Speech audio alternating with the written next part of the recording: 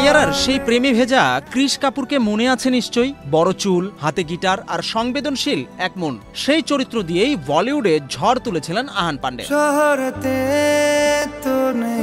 প্রথম ছবিতেই বাজিমাত। সাইয়ারা ছিল চলতি বছরের অন্যতম বড় হিট, কিন্তু আহান সেই সাফল্যে থেমে নেই একটুও। বললেন যেন ওটা ছিল শুরু। ছোট করে কাটা চুল, হালকা দাড়ি, পরনে লেদার জ্যাকেট। এবার আসছেন একদম নতুন অবতারে। নিজের ছবিটা পোস্ট করে ক্যাপশনে লিখেছেন ইটস এ কাট, মানে চরিত্র বদল, রূপ বদল, শুরু একদম নতুন অধ্যায়।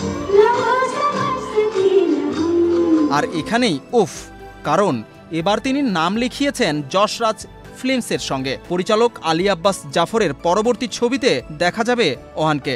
আর আলী আব্বাস জাফর মানেই গুপ্তচর বৃত্তি আর অ্যাকশনধর্মী ছবি, যেমন টাইগার ফ্র্যাঞ্চাইজিতে সালমান খানকে আমরা দেখেছি। তাহলে ওহান পান্ডেকে কি গুপ্তচর বা অ্যাকশন হিরো হিসেবে পাওয়া যাবে?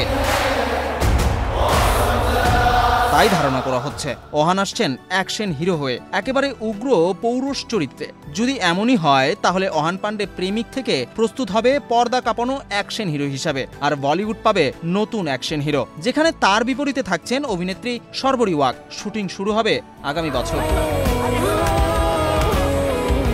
সাইয়ারার অনিত পান্ডের সঙ্গে ওহানের রসায়ন এখনো দর্শকের মনে গেঁথে আছে। এবার শর্বরীর সঙ্গে সেই কেমিস্ট্রি কতটা দাগ কাটবে সেটা এখন সময় বলে দেবে। বিনোদন ডেস্ক, বাংলাদেশ প্রতিদিন।